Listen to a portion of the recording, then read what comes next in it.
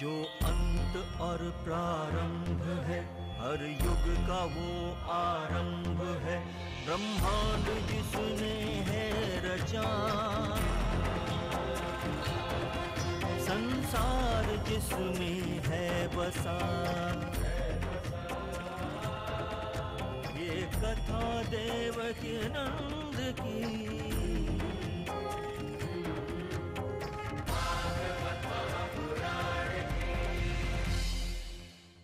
तो मेरे प्यारे,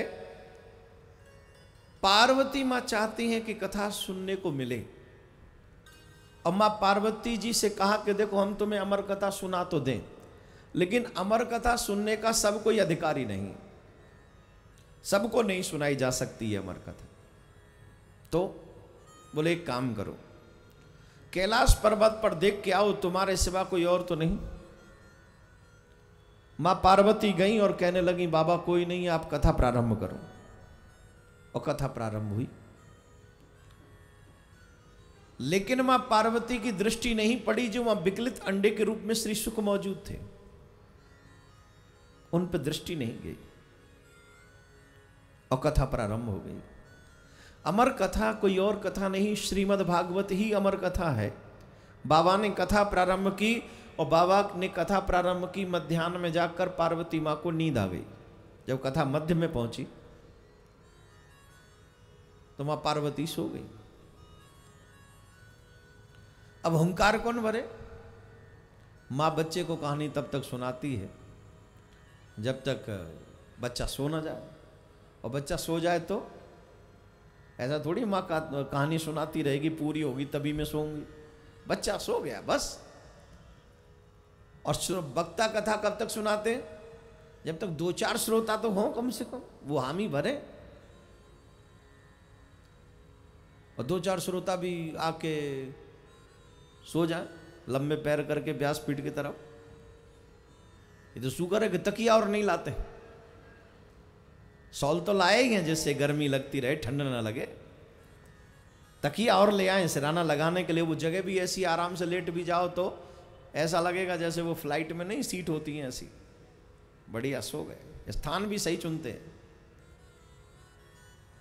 जिनके पूर्व जन्म के पाप अधिक होते हैं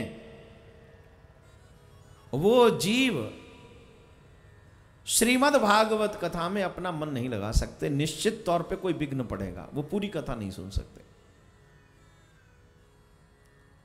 अब सती मैया की बात हम बताएंगे नहीं। पार्वती मैया का पूर्व जन्म सती का है। सती मैया से अपराध, राम की परीक्षा, भगवान की कथा मन से न सुनना, अपने पति के वचनों पर विश्वास न करना,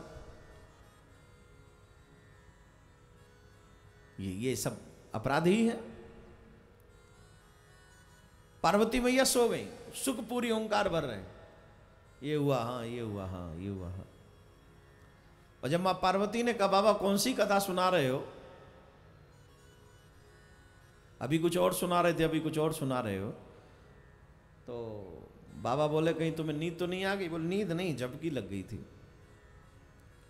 अच्छा कोई श्रोता सो भी जाए ना तो उसे कहो भाई भाई सो रहे हो क्या? बोले नहीं सो नहीं रहा महाराज। तो क्या कर रहे हो? बोले आंख बंद करके सुन रहा। भाई आंख खोल के सुन ले, डाउट हो रहा है हमको तू सो भी रहा है कि जग रहा है, सुन भी रहा है कि नहीं।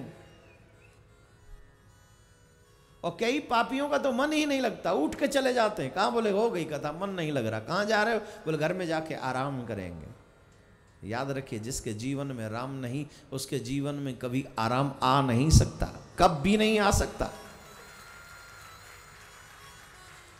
जिनके जीवन में राम नहीं है उनके जीवन में आराम नहीं है। जिनके जीवन में श्याम है उन्हीं के जीवन में फुली विश्राम है मेरे प्यारे, पूरा विश्राम है।